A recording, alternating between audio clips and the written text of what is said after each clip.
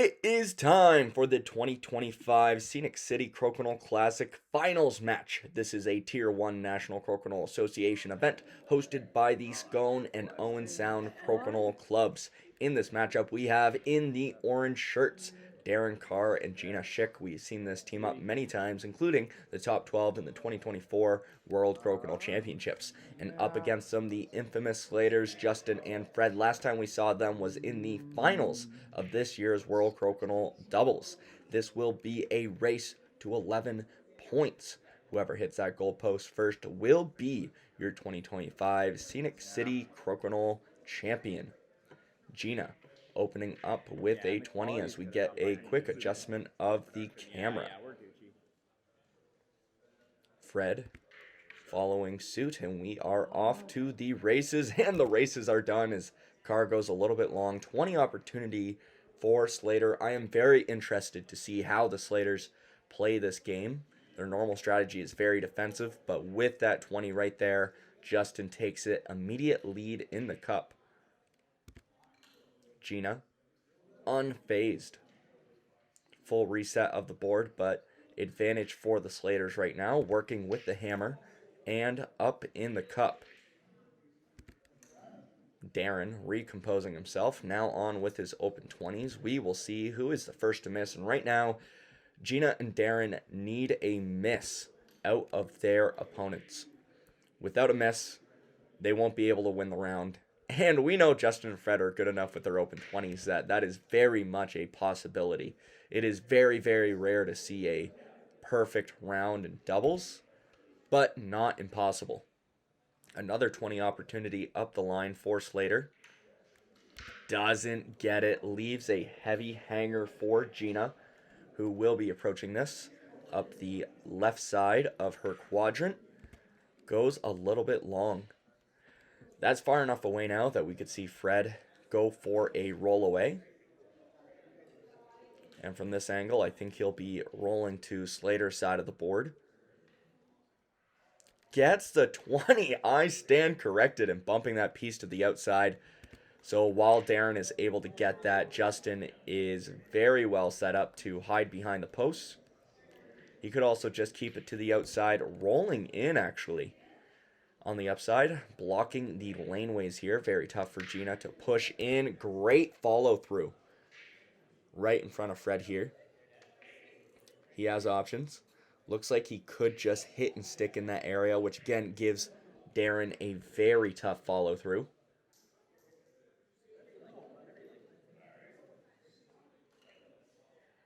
Fred taking his time with this shot. Beautiful spot. Not much that Darren can do here except go for that very big push. And he gets it. What a follow through. Alas, they are still in a position where they need a miss out of the Slaters, and that is a miss that Justin will not give. Down to the final shot for each player. Gina draining her 20. Darren really needs a miss out of Fred. They're tied in the cup. The best thing he can do right now is drop a 20. If he drops a 20, he guarantees a tie. And a few things would have to go wrong for the Slaters to lose the round at this point. Gets that. That guarantees at least 1 point, which depends. Carr able to score the 20. If there was a misfire out of Justin, they'd lose the round, but he drains it. The Slaters taking the first 2 points, bringing this up 2-0. Nice touch 20s and backboards from both the partners. This tournament was hosted by the Scone and Owen Sound Crokinole Club. A huge thank you to them. If you'd like to learn more about each of those groups, you can check them out. Link is in the description below. Nice follow through from Darren. Gina and Darren now with a slight advantage, working with the hammer up in the cup. And a bit of a switching of the roles as the Slaters in the same position as Darren and Gina were the last round, needing a miss, but the miss coming out of Fred. We'll see what Darren does here. I would think the 20 is there. The camera angle might not support that. Maybe that's not as nice as Darren would like. Might be a little bit closer to him for that easy drop back. Might be a bit of a push to get that to drop. Hits that off. I'm going to assume that's far enough away that it's going to be tough for Justin to drop a 20 of his own. Now that is a nice opportunity for Gina. Solidifying the team's 20 advantage. Very nice work on her part. Fred, again, coming up short. In that same spot where it's tough. And Darren trying not to make the same mistake of setting up Justin for a potential 20. He doesn't get the off, but he rolls away to a spot where it's awkward for Justin. And Justin with a slight angle to the side. This looks awfully jammed up for Gina. Gets a double, nearly the 20. Unfortunately, a near 20 is a heavy hanger for Fred. Just lips out of the hole. And Darren with a nice rollaway, getting between the posts. Justin will need to follow through if he wants to get into the house. And we are over halfway through the shots. They're down 220s, playing against a hammer. At this point, they kind of need to go for it. Goes for a bump. He might have been going for the assist to give Fred something nice to work with, but that black piece is not close enough. Gina trying to bump through her own to get another 20. Very close. Unfortunately, that got it close enough to Fred to work with it, and he is able to start making some progress. That'll all depend on whether Darren misses here or not, and he doesn't. Feel like I'm having deja vu as we are nearly in the same situation as a shot ago. I don't think we'll see Slater go for the assist again. They only have 3 shots left. They need to make up for 2 20s. I stand corrected. He does go for that. Very interesting. Gina loses her shooter. And we are down to the final shot for each player. I think Fred has to go for the follow-through. Yeah, he has to go for the follow-through. The very least with that extra piece on the board, there is a chance that if there's a misfire out of Darren or Gina, they could win it. Fred clearing one piece. Let's go big or go home at this point. Or, it didn't matter at that point. Gina has the final shot. There's not much that could be done. She gutters her shot nonetheless. Carr and Schick now on the scoreboard, tying it up 2-2. Seeing good shots from both the players. Gina with a no, we saw that nearly a double, but not enough. We go into the third round now. Darren to open up. Fred will have the hammer. And it looks like there could be an angle in here. Slaters will be working with the hammer, so get that initial 20 advantage would be a good up to have. Very nicely done. Pressure on Gina and Darren now. Gina going long, and another 20 opportunity for Fred. Taking his time with this one. Could be a critical advantage to have. Comes a little bit short. Leaving the door open for Darren is certainly not a gimme. It's going to be a bit of a follow through if he wants to get this to drop. And he does. What a beauty shot. Back to Justin for an open 20. We're back to the 20s race in the background. You can see Darren Van Gameren, dead center, in the red t-shirt. And beside him, Andrew Hutchinson, host of the Pink Shirt podcast. Heavy hanger for Fred. We'll see if he's able to convert. Not quite.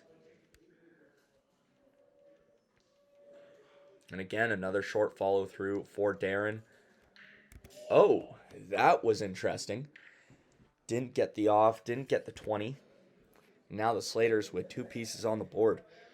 Gina and Darren both have some cleanup and some 20s to score if they want to get back in this round. Gina with an unfortunate misfire. Open 20 opportunity for Fred. This will really, really put the Slaters in the lead. He just lips out a bit too much power. Bounced in, back out. And Darren with a better 20 than he's had before, but unable to drop it. That's a little bit tough when it's heavy like that. Now Slater, if he doesn't love this 20, and I mean absolutely love it, more than likely we're going to see him get away from the center. Very nice. I stand corrected. That goes a little bit over the line. Out of bounds. Still, not leaving Gina a lot to work with, so not the worst mistake, but Gina nearly getting a follow-through. Been a lot of near misses, I would say, around the table, honestly. There's been a lot of time the players have nearly gotten the 20, and then we have this ferocious battle around the center. But this opportunity, another heavy hanger. Darren looking to redeem himself. The last time he had this, and he does. Tying it up in the cup. Still needing a mistake out of the Slaters. A mistake like that. Play now on the board, tied in the cup. This is the opportunity for Gina and Darren to get back in. But Gina, a bit too much drive. Ending up near Fred's side of the 10 region. Fred will be looking to jam Darren up, which is exactly what he does, in that perfectly horrible spot between the posts. Darren not able to follow through. And Justin, I think he's just going to hit and stick in that area. Bounces close. We'll see how close that is. I don't think that's close enough for a 20, but Gina needs to go for it. Doesn't get it. Fred still needs to shoot to win the round, but all he needs to do is to demote that piece and keep his shooter on. He does it. The Slaters taking another 2 points in the lead. Yet again, bringing the score 4-2. We see that up the line 20 from Slater. Nice follow through from Darren. A whole lot of shots here. And very, very close to the center. This is a Tier 1 National Crokinole Association event as part of the 2025-26 NCAA Tour.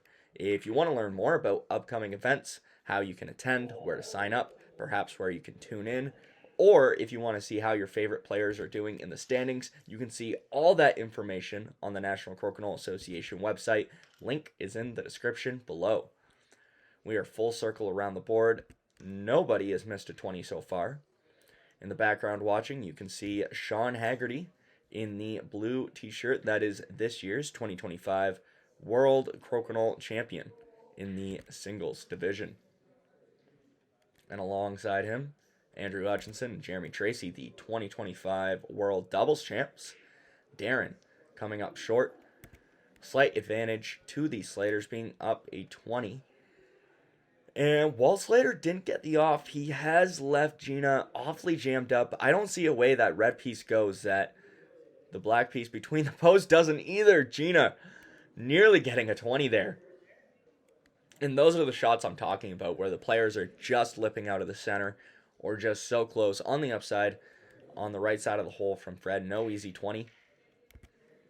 He doesn't go for it at all. He just goes for a simple takeout of the other piece. Darren, again, a near angle in. I think Slater takes the 20 and really goes up in the cup. If they get a 220 advantage against the hammer, that'd be very good. And keep in mind, this is a busy board right now, so that 20 is really going to help them out.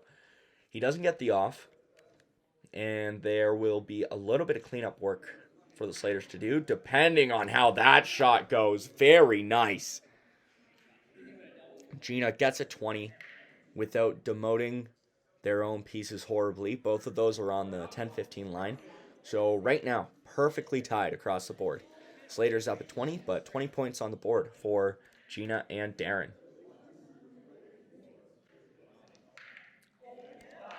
Wow.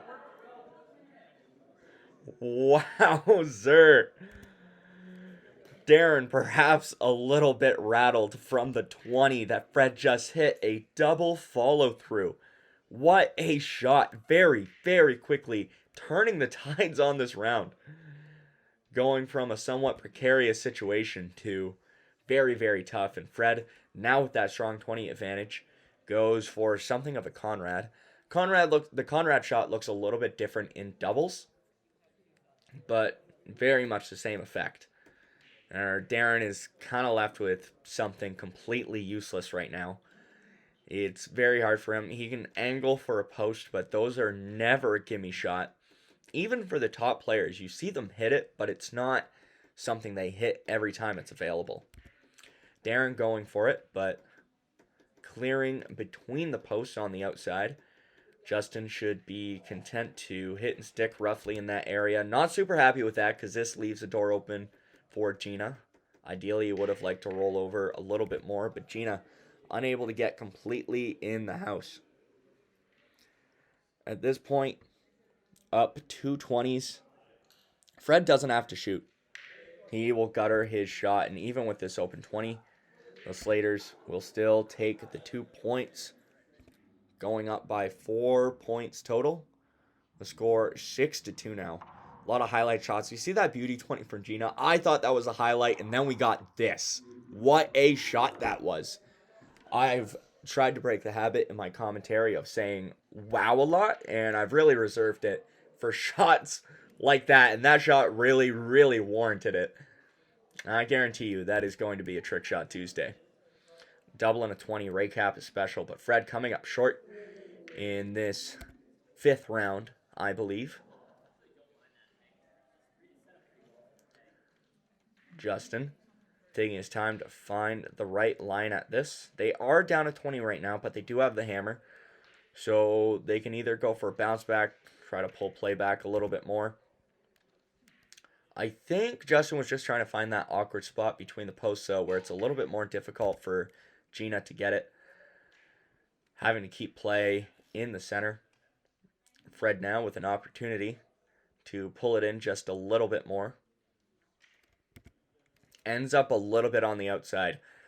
Darren with a great chance to jam up Justin here. He'll either be trying to get right between the posts, which it looks like he's doing. That is a very nice spot. We don't have a direct line on where that is, but I think that's perfectly in between without enough space for an angle. And for Justin getting, it looks like he's going to go for the push.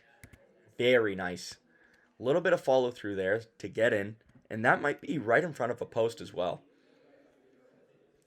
And that can work to their favor, because if Gina can't get this off, the Slaters can end with 2 pieces on the board. Gina gets it, but she loses her shooter, which could be costly, as Fred now with an opportunity to redeem his earlier miss and get a 20. And he does. Very nice shot. Full reset as we are back to an open 20s race. Slater not missing.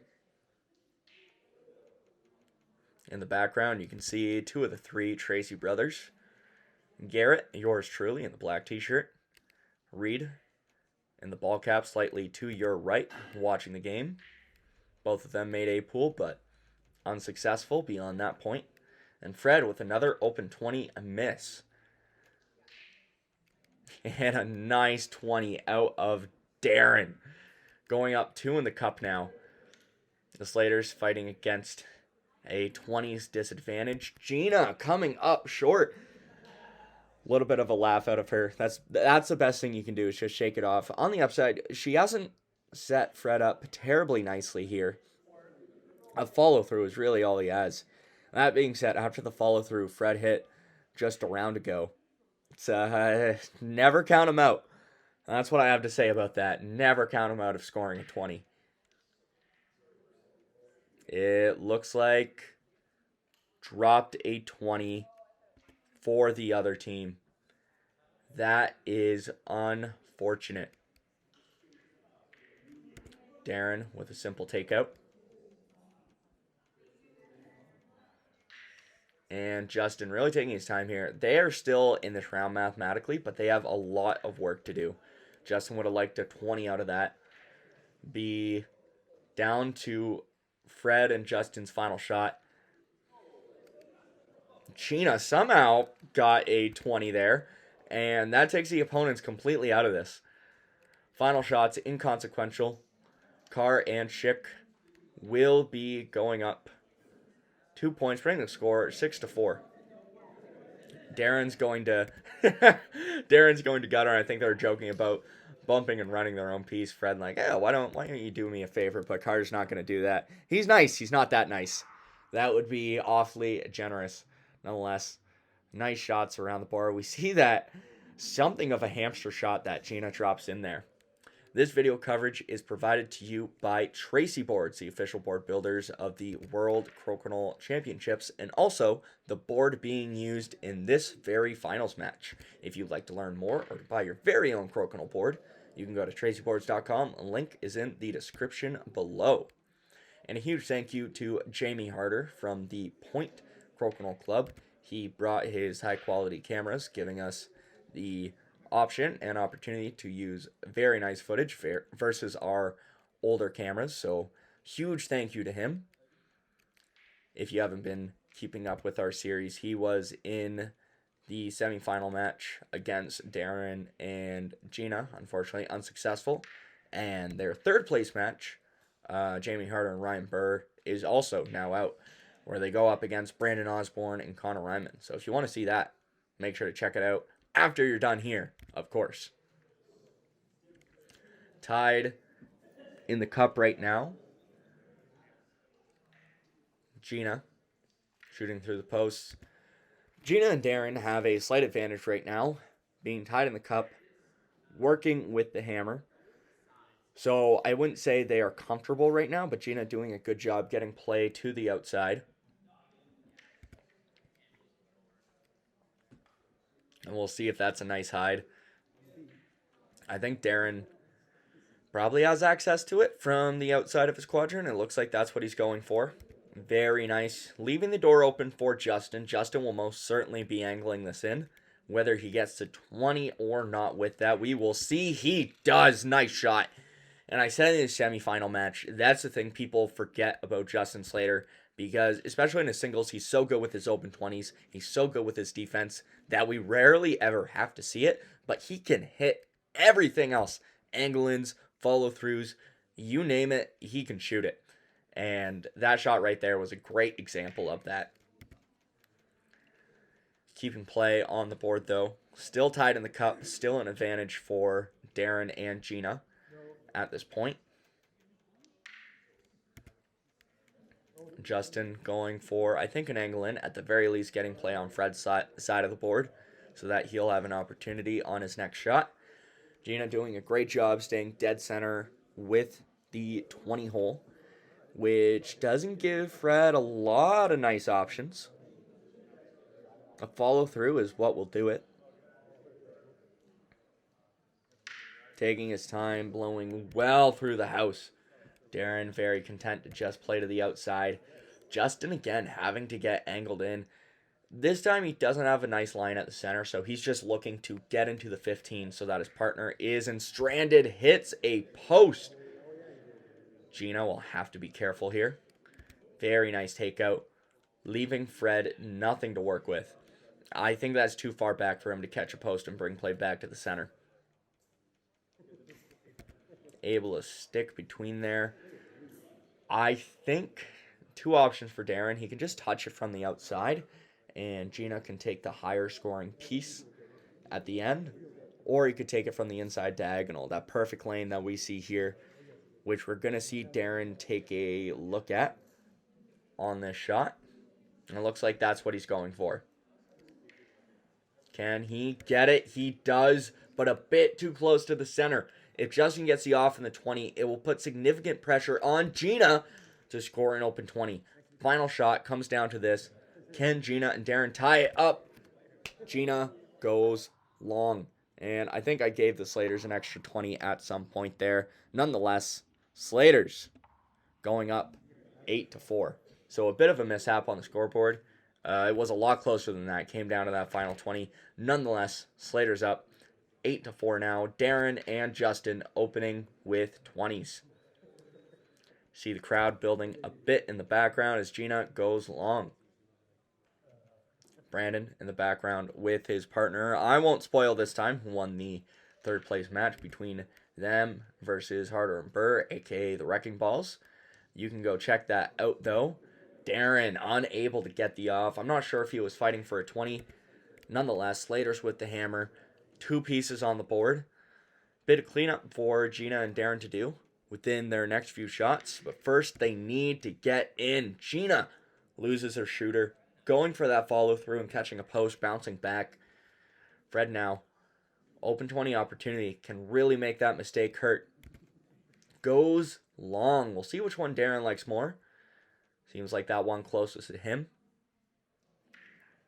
Nearly gets the angle in. What a nice attempt. But again, just lipping out. Justin with a 20 opportunity up the line. Heavy hanger. He nails it. Now up in the cup with the hammer. That is a strong advantage to have. Gina, again, we're seeing both the players just be so close.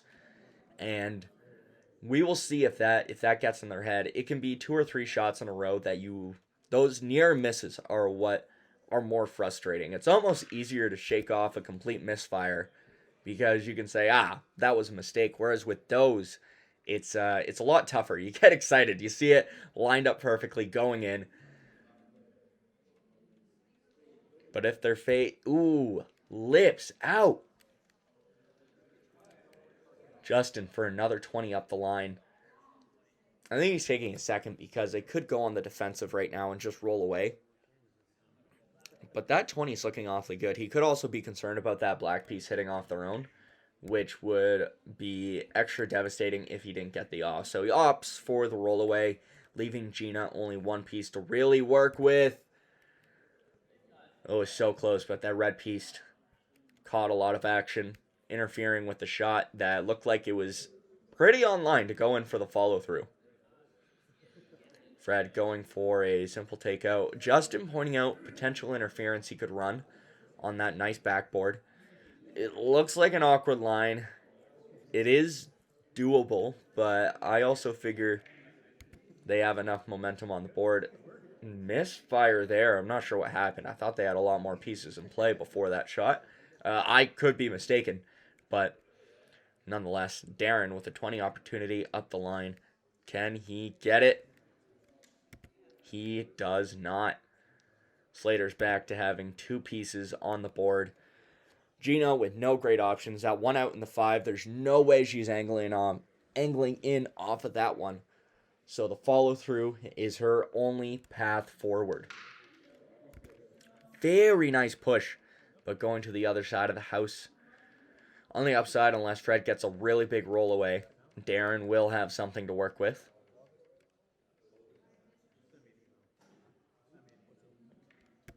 Yeah, there it is. The door's open. It's slim. It's going to be a bit of a follow-through, a bit of an angle in for the 20.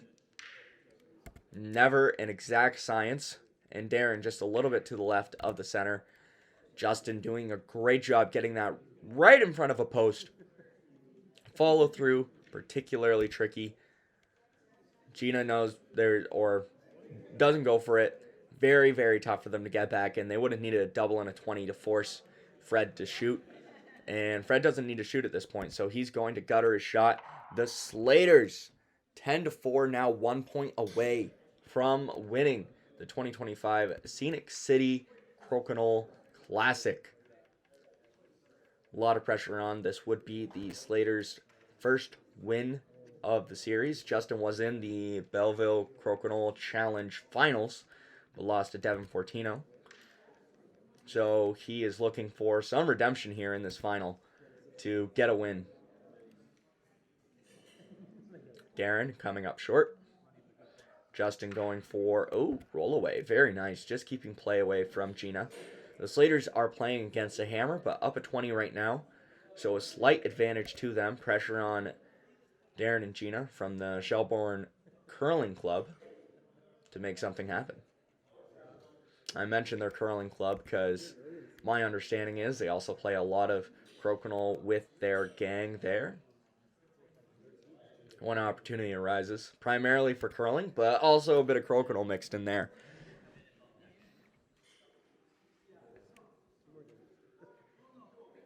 See what Slater does with this situation. He'll want to mess with that 20. That's very nice for Gina. She goes up the left side of her quadrant to get that. Justin could maybe, they're talking about the possibility of angling off that black piece to bump the red one in. Bit of a tough shot, but should interfere. Not enough power. 20 could still be there for Gina, but it's a little bit more awkward now.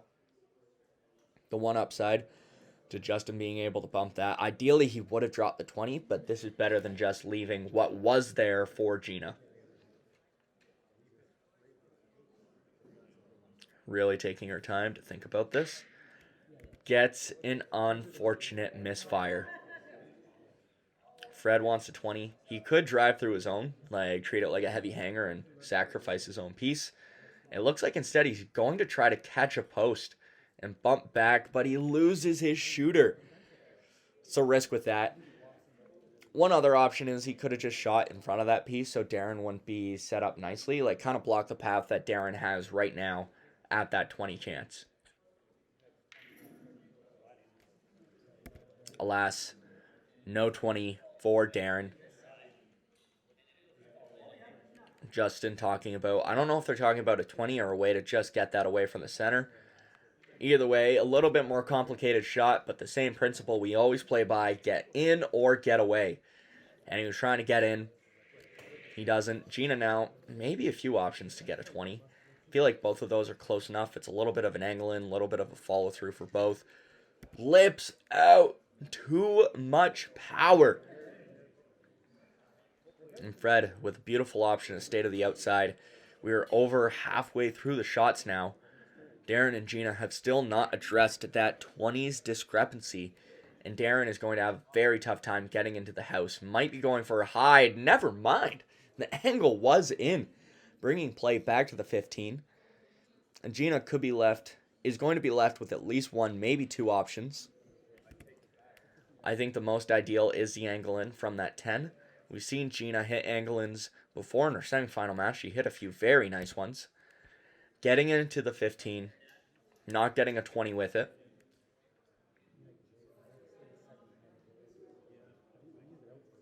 Fred lining up his shot. Being very careful not to hit his own piece. As that black piece exits. Wow. That might have sealed the round. Most certainly unintentional, but Fred playing it cool. Stone cold killer on the board. And you see a grin out of Justin.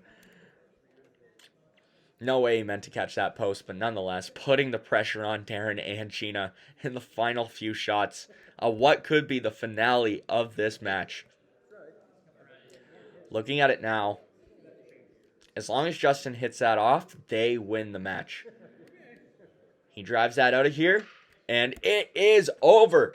Darren and Gina, even if they got 2 20s, the best that would do is tie it, which means the Slaters would go up 11-5, winning them the Scenic City Crokinole Classic, whether it's by 1 or whether it's by 2.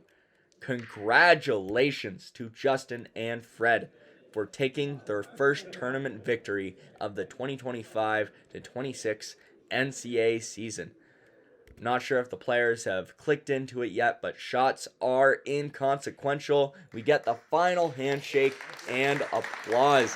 Congratulations to both teams for making it through all the gauntlets to this final. Congratulations to the Slaters. We see that shot again from Fred.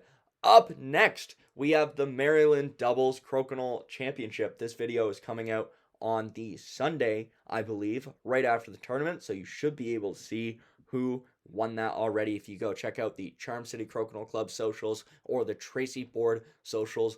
Either way, we will have those videos out to you very shortly. Make sure you stay tuned. Thank you for watching. Make sure to like, comment, share, and subscribe to join the expanding Crokinole universe. My name is Garret, and as always, happy flicking.